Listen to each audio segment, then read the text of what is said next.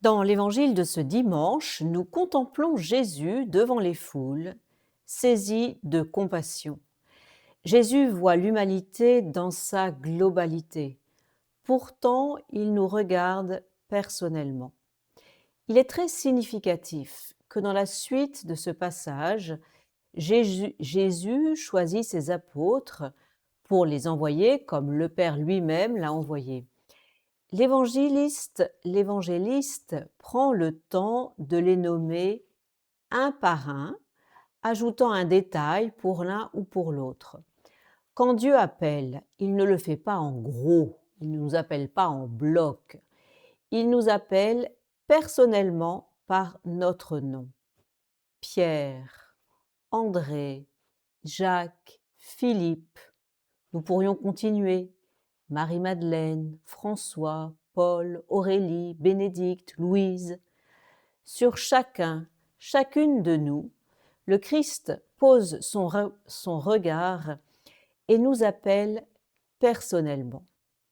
Son appel est universel, il n'y a pas de ségrégation dans le cœur de Dieu et en même temps, il nous appelle personnellement. Benoît nous dit cela à sa manière dans la règle. Je le cite, « Cherchant son ouvrier dans la foule du peuple à laquelle il s'adresse. » Son appel est lancé à tous. Toi, qui que tu sois, c'est à toi maintenant que s'adresse ma parole. À toi, qui que tu sois, nous dit Benoît dans le prologue de la règle. Benoît ainsi se fait le relais de cet appel intime, si personnel, qui n'exclut personne de son regard d'amour. Demandons la grâce, durant cette semaine, d'accueillir avec gratitude ce regard d'amour et cet appel personnel. Dieu m'appelle par mon nom, tous les jours. Il m'appelle à le suivre, à le servir, à l'aimer.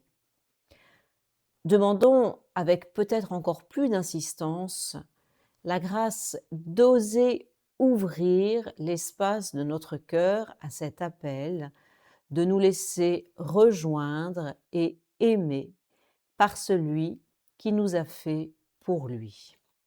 Bonne semaine.